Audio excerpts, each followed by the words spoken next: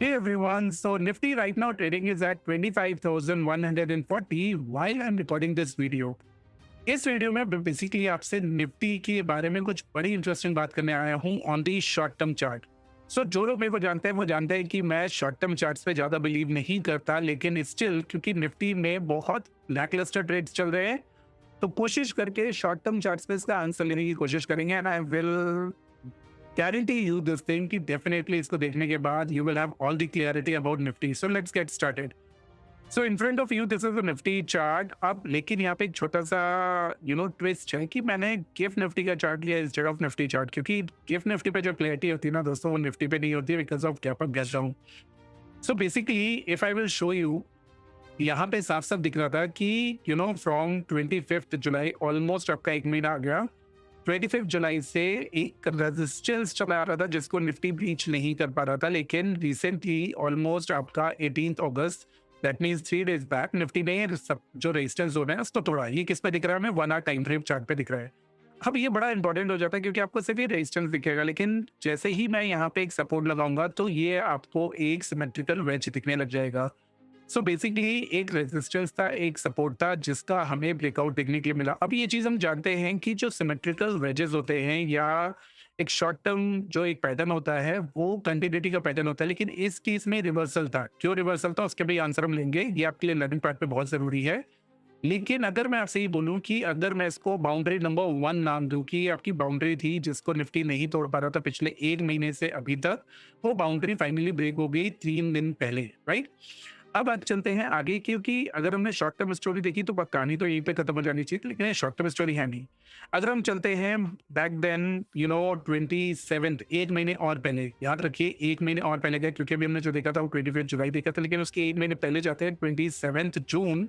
तो 27 जून को जो निफ्टी का हाई लगा था 25,800, वहां से निफ्टी गिर गिर के 24,300 तक आया था और वापस से बाउंस बैक किया। तो बेसिकली अगर हम नहीं देखेंगे तो निफ्टी में 27 ऑफ जून से जो पैटर्न बन रहा था that is a falling funnel.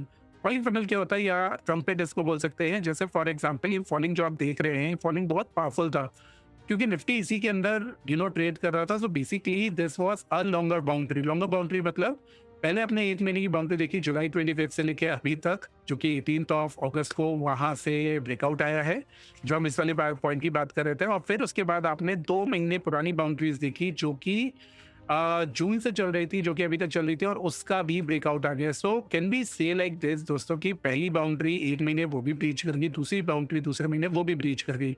लेकिन क्या स्टोरी यहीं पे खत्म होगी? नहीं, स्टोरी यहाँ पे खत्म नहीं हुई, क्योंकि अगर इसी बाउंड्री को थोड़ा सा हम और एक्सपेंड करेंगे तो वी कैन क्लियरली सी कि ये जो बाउंड्रीज बन रही थी मई 2025, याद रखिए जून था, जुलाई था, मई 2025, इसका मतलब 3 महीने पहले। पहले 1 महीने का हमने पैटर्न देखा, फिर 2 महीने का देखा, 3 महीने अगर हम पहले चले जाए तो 3 महीने पहले एक सपोर्ट रेंज बन रहा था, बहुत क्रिस्टल क्लियर सपोर्ट रेंज था। यहाँ पे सपोर्ट था, फिर ये रेजिस्टेंस बन गया और इस रेजिस्टेंस के ऊपर आ गया, तो इसका मतलब ये बाउंड्रीज भी फिर से वापस से ब्रीच कर दी है। लेकिन इसके साथ साथ अगर मैं यहाँ पे तो हमें साफ साफ दिखता है एक पैरेलल चैनल।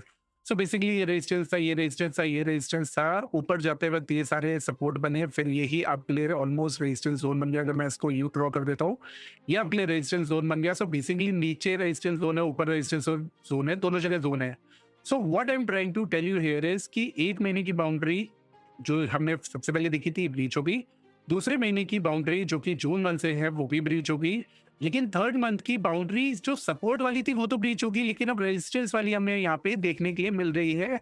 तो इसका मतलब क्या है कि अभी जो इंडेक्स आपका चल रहा है 25,140, this will definitely try to cross this boundary and at least ये यहाँ तक तो जाने के लिए दिखता है कि 25,400 से लेके 25,500 तक ये आपको एक रेजिस्टेंस दिखाएगा। तो ये कल भी आ सकता है, परसों भी आ सकता है, कभी भी आ सकता है, किसी भी वजह से आ सकता है, लेकिन आपका इंडेक्स यहाँ तक जाने की कोशिश करेगा। तो ये आपने अगर नोटिस कर लिया 25,400 से 25,500 यहाँ तक तो आपको बुलिश रहना है। लेकिन क्या हम अभी मार्केट प्राइस पे बाय कर सकते हैं, अभी बुलिश हो सकते हैं? तो उसका एक छोटा सा ट्रिक क्या है, आपको ये चीज़ समझना पड़ेगा कि ये जो पहले बाउंड्री थी जिसको ग्रीन वाली, अगर मैं इसको हटा देता हूँ, इसको भी रिमूव कर देता हूँ, तो अगर आप ये ग्रीन वाली बाउंड्रीज दिख रहे हैं हॉरिजॉन्टल काइंड ऑफ, तो यहाँ से वापस ही अंदर आए, तो इसका मतलब क्या है कि अभी जो 25,140 चल रहा है, अगर ये वापस से गिरता है और 24,000 या 23,900 तक आता है, तो डेफिनेटली बाय करिए। ये इसके नीचे दोबारा जाने के लिए प्लेस्ड नहीं है, ना मार्केट में ऐसा कोई सिचुएशन दिख रहा है कि ऑलरेडी 2 बाउंड्रीज तोड़ चुका है, 1 मंथ, 2 मंथ्स,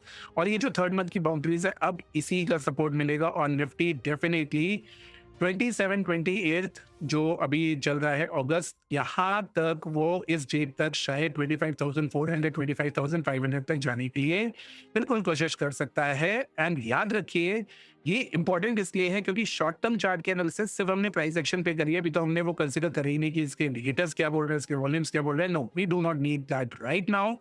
आपको सिर्फ करना है कितना है, 2 लेवल्स याद रखने हैं, 2 लॉजिक्स याद रखने हैं, 2 लेवल्स याद रखने हैं। तो लॉजिक कौन से होंगे? लॉजिक नंबर 1 कि इसने 2 बाउंड्रीज ऑलरेडी ब्रीच कर दी है, थर्ड बाउंड्री भी ब्रीच कर दी है, लेकिन सपोर्ट वाली रेजिस्टेंस वाली बाउंड्री अभी बाकी है। दूसरा, आपको 2 लेवल्स याद रखने हैं, 25,400 500 ऑन द अपसाइड, एंड नीचे में 24,000 है आपका सपोर्ट है। 24,000 से 23,900 पे सपोर्ट है। जब भी आए तो बाय करिए क्योंकि बाउंड्रीज ब्रीच होती हैं। And definitely you can trade this with confidence. But मैं आपको याद दिला दूं, we are not SEBI registered analyst, so please जो भी ट्रेड करें अपने दिमाग से करें, अपने फाइनेंशियल एडवाइजर से पूछ के करें। हम सेबी रजिस्टर्ड हैं तो, लेकिन we can not recommend this as your trading recommendation. तो इसीलिए हमारा काम है सिर्फ एनालिसिस करना, आपको एजुकेट करना। So take this for educational purpose, और बाकी आपको समझदार है। So thanks a lot for watching this video. If you liked, then go ahead and subscribe this channel, and also tell us in the comment box what else you want on our analysis next time. Thank you. Bye bye. Take care.